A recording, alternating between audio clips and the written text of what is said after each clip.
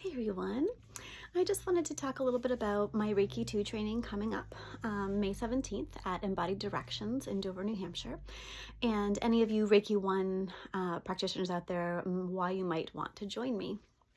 First and foremost, I always like to preface this to all students of Reiki and all practitioners of Reiki that once you are Reiki 1 attuned, you are a Reiki practitioner for life. You certainly don't need to go beyond the level 1 practitioner attunement if you don't feel moved to, knowing that you were always a conduit, and the best thing to do is just continue to practice, especially on yourself.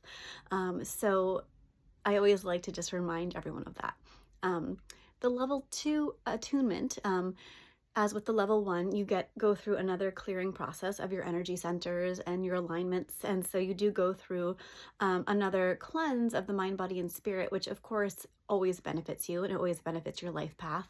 I will say that it's always interesting to note with every attunement, it's almost as if it's an invitation. The attunements are an invitation to release what doesn't serve you, and it brings up and it kind of stirs the pot of things in your life, whether it's your job, a relationship, a friendship, a past trauma. It brings kind of things bubble to the surface that you can let them go, you can release them. So that's always a benefit. With every attunement you get, you also strengthen your psychic sight, your intuition, your third eye, and also that connection to all that is. We are all connected. We're all made up of the same stuff. We're all ripples in the pond. And so every attunement that you get, it just magnifies and enhances that truth, and especially as a Reiki practitioner. Within the Reiki 2 training, you also learn some additional Reiki symbols, one being the emotional mental symbol. So it definitely touches upon your inner work on a more emotional state, as well as your ability to help serve the folks that you see, if you do see clients, on a deeper, more emotional level. One of the other important symbols we learn and ways to use Reiki that we learn is to send distance Reiki across space and time. What's really powerful about this is the fact that you can send Reiki over to your friend who lives in California that you can't get to see. You can give Reiki to your 7-year-old self that may have had a really traumatic experience. You can give Reiki to your future self who has like a really important event coming up and you're feeling nervous about. There's so many different ways to use this distance symbol and the distance passing of Reiki. It's really powerful and it's really valuable for both practitioner, of course, because Reiki is always about healing oneself and doing one's work first. And then, of course, how you choose to offer Reiki to the world, to your communities.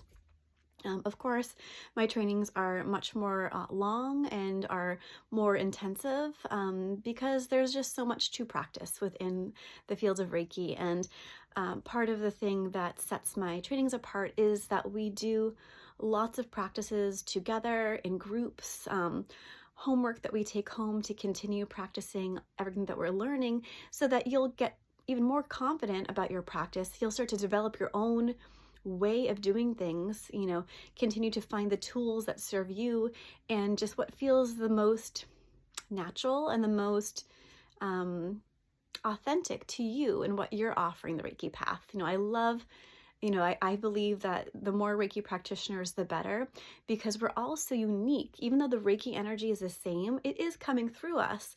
And the way that we interact with the people in our lives or ourselves is the most unique part of our offering. So there's plenty of people to attract if it is a goal of yours or if it already is a practice of yours to see community members in whatever way, shape, or form. So I love the more, the merrier.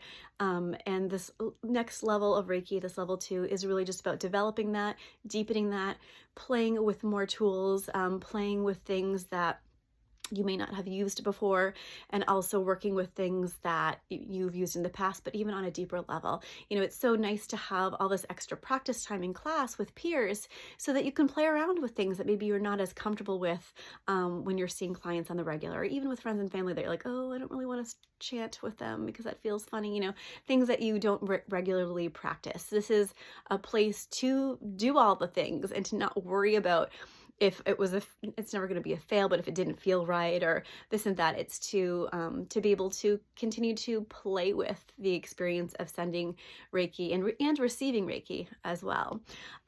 So there's so much to it. We'll of course go through the chakras again on a deeper level. Level 1's kind of like the foundation, and then level 2 we go into it again because they are just really valuable piece of the puzzle of healing ourselves, mind, body, and spirit, which is what Reiki really helps us to do. So I hope you'll consider joining me, all you Reiki ones out there. If you have any questions, please comment here or email me, whatever feels good.